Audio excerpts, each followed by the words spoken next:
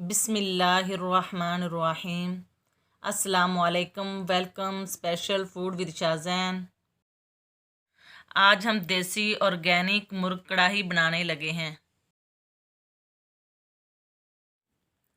मैंने सिरका मिक्स पानी के अंदर चिकन को अच्छी तरह धो लिया है। इस तरह धोने से चिकन में खून की स्मेल ख़त्म हो जाती है। मैंने धुला हुआ साफ़ सुथरा ऑर्गेनिक देसी मुर्ग को फ्राई मसालों के अंदर डाल दिया है।